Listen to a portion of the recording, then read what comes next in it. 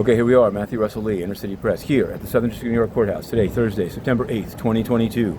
We're going to be covering a number of cases today. Archegos is Mr. Hwang making a court appearance. Also, the final pretrial conference in U.S. versus Trevor Milton of Nikola.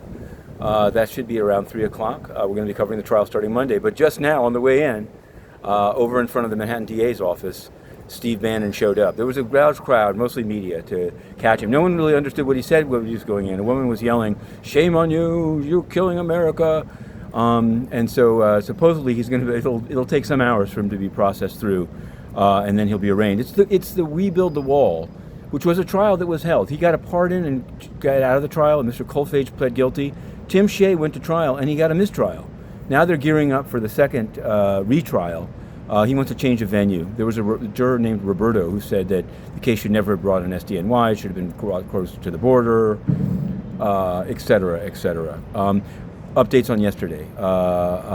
Isabella Pollok did plead guilty. She's Larry Ray's Ghislaine Maxwell, essentially.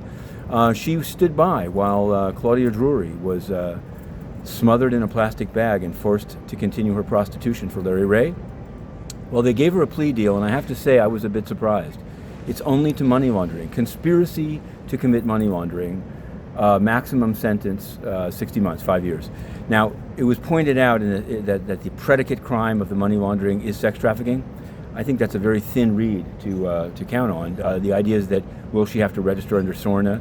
Basically, there was no mention of victims because there's no, the money laundering victim is not the same as a sex trafficking victim.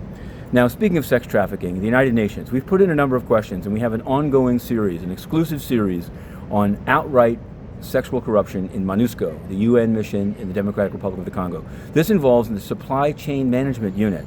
This is where the scandal began, giving UN volunteer jobs to women for sexual favors. And we've raised it to Antonio Guterres repeatedly in writing, and he's done nothing. So while Linda Thomas-Greenfield talks about reforming the UN later today in San Francisco, be aware the head man knows about UN prostitution. To be continued.